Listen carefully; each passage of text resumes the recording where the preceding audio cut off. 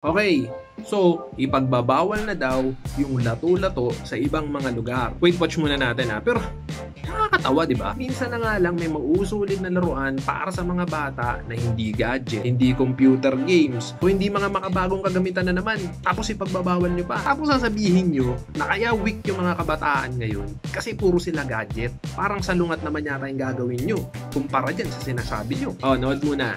Viral ngayon ang video na ito na nakunan sa Barangay Holy Spirit sa Quezon City. Makikita na nagrambulan ang mga batang naglalaro ng nauuso ngayon na lato-lato. Ito yung trending last time na rambulan ng mga kabataan dahil sa lato-lato eh. Mapapanood sa video na bigla na lamang sinugod at tinulak ng isang bata ang kanyang kalaro. Nasundan pa ito ng iba pang mga bata na nakigulo at nauwi sa suntukan at sipaan. Matapos ang insidente, nais ngayon ng pamunuan ng Barangay Holy Spirit na irekomenda sa Quezon City Council na gawin ng City Ordinance ang pagbabawal sa paglalaro ng lato-lato. Kasama rin sa kanilang pinag-iisipan ang pagbabawal sa pagbebenta nito. Okay, so dahil sa gulo na yon, minabuti ng isang lugar na ipagbawal ang lato-lato sa kanila. Talaga? Unang-una, hindi rin ako pabor sa laruan na to kasi ako mismo naiingayan dito. Pero pabor naman din ako sa hindi paggamit nito sa piling mga lugar, gaya ng eskwelahan, simbahan, opisina, na talaga namang hindi dapat gamitin yung mga yan dun kasi kailangan tahimik sa mga lugar na yun. Pero, sa kabilang banda, natutuwa ako kasi meron na namang isang laruan na nauso. Laruan to na nahahawakan, di ba?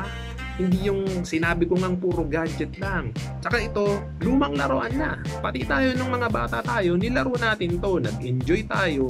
At least ngayon, na-enjoy din yung mga bata o yung mga anak na mismo natin, di ba? Tapos kayo naman, ipagbabawal nyo dahil lang may nagrambulan.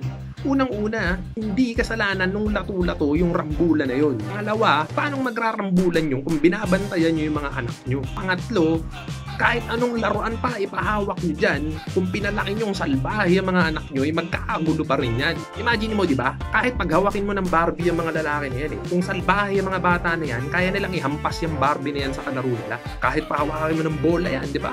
Kaya nilang ibato sa mukha ng kalaro nila yan kung hindi nyo ginabayan yan para maging mabuting bata. Tapos isisisi nyo sa lato-lato.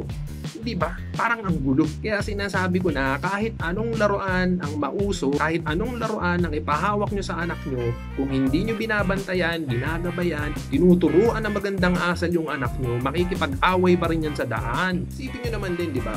Paano yung mga negosyante na bumili nyo na marami, lalo na yung mga maliliit lang? Diba? Tapos ipagbabawal nyo agad yan. Lugi agad sila. Hindi naman yung kasalanan nila o hindi naman din yung kasalanan ng laruan.